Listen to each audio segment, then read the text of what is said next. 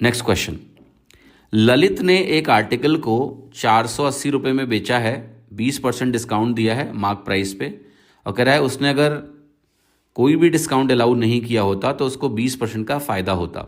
आपको बताना है कॉस्ट प्राइस आर्टिकल का क्या है। अच्छा सवाल है बट बहुत सरलता से हो जाएगा। देखो यहाँ पर CP, SP और MP है, तो कह रहा है कि भाई देखो हमने क्या किया है, 20% का डिस्काउंट दिया है और 20% का डिस्काउंट देके उस आर्टिकल को हमने 480 रुपये में बेचा है।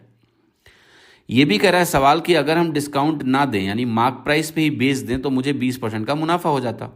ये सवाल कह रहा है। आपको ये बताना है अब कि भैया हमारा कॉस्ट प्राइस है कितना। तो सवाल कैसे करना है, देखो बहुत आसानी से हो जाएगा। आप कहोगे ये 20% डिस्काउंट का मतलब होता है 5 का 4 हो जाना। जब कोई चीज़ 5 से 4 हो जाए तो वो 20% का डिस्काउंट कहलाता है, क्योंकि 20% माइनस 1/5 के बराबर होता है।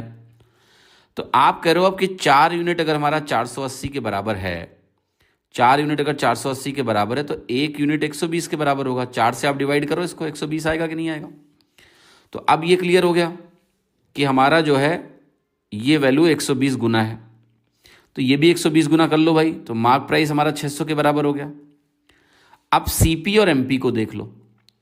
CP से MP 20% ज़्यादा है, तो आप ये कहोगे कि अगर मैं इसको 5 ले लूँ तो ये 6 होता। 20% बढ़ाने का मतलब यही हुआ, 5 का 6 हो जाना। तो ये वैल्यू 600 के बराबर है। 6 यूनिट अगर 600 है तो 5 यूनिट क्या है, 500 है।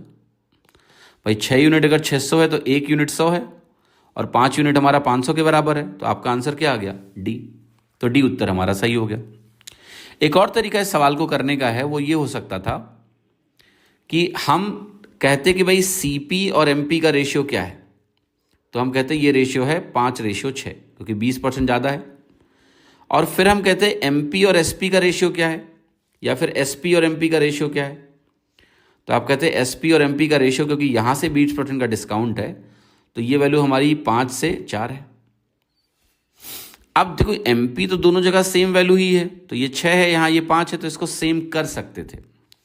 हम इधर इसको 5 से गुणा कर लेते और यहाँ इसको 6 से गुणा कर लेते, राइट। या फिर अगर आपने रेशियो पढ़ रखा है तो आपको ये तरीका पता होगा कि CP रेशियो MP यहाँ लिखते हैं, MP रेशियो CP यहाँ लिखते हैं, और ये जब रेशियो हम लिख लेते हैं कि ये भाई 5 और 6 है और यहाँ ये 5 और 4 है, तो जो कंबाइंड रेशियो बनेगा यहाँ से CP MP और SP का, तो वो कंबाइंड रेशियो ऐसे लिखा जाता है 55-25 और 6×5 30 और 6×4 24।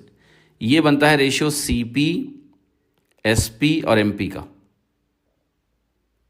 CP MP और SP का, राइट। शायद थोड़ा कॉम्प्लेक्स लग रहा होगा आपको, तो इसको अवॉइड करिएगा, कोई दिक्कत नहीं है।